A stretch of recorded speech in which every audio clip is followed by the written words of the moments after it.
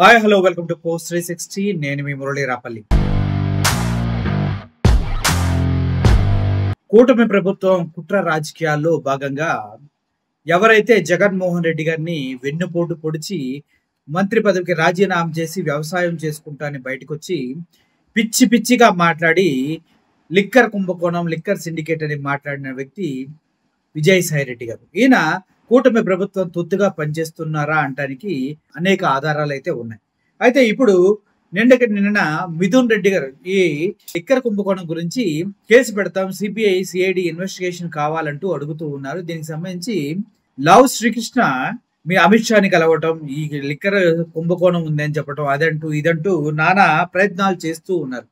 చివరికి ఆ ప్రయత్నాలు ఫలించినట్టుగా ఉన్నాయి. ఎందుకంటే నిన్నటికి నా వక్ఫ్ సవరణ బిల్లు పైన వైఎస్ జగన్మోహన్ రెడ్డి తిరుగుబావుట ఎగరేశారు. దాన్ని బీజేపీ సహించలేదు.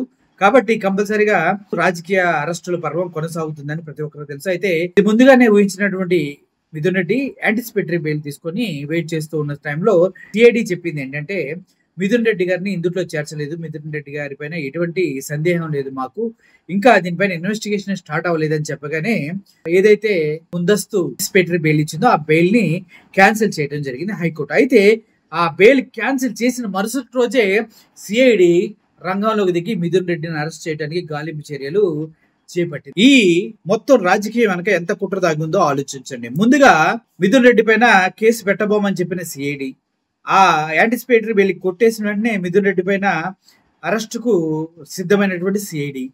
ఇవన్నీ ఆలోచిస్తే ఏ విధంగా స్కెచ్లు వేస్తున్నారు మిథున్ రెడ్డిని అరెస్ట్ చేయడానికి, అదే విధంగా వైఎస్ఆర్సీపీ వాళ్ళని అరెస్ట్ చేయడానికి అనేది ఒకసారి ఆలోచించండి. అయితే ఈ అన్నిటిని గమనించినటువంటి మిథున్ రెడ్డి సుప్రీంకోర్టు దగ్గరికి వెళ్ళి తన వాదనను, తన ప్రాబ్లమ్ ని చెప్పడం జరిగిందంట.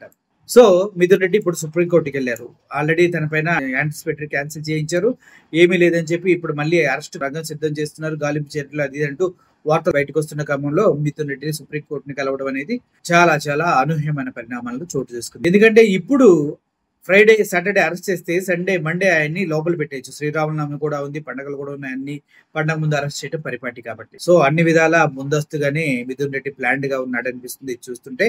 కూటమి అదేవిధంగా బీజేపీ గవర్నమెంట్ కూడా ఒక్క తాటిపైకి వచ్చి వైఎస్ఆర్సీపీ పైన మూకుమ్మడి దాడికి దిగినట్టుగా కూడా మనకు అర్థమవుతుంది. దీన్ని బట్టి మీరేమంటారు? Thank you for watching this video. Murali signing off. Thank you so much.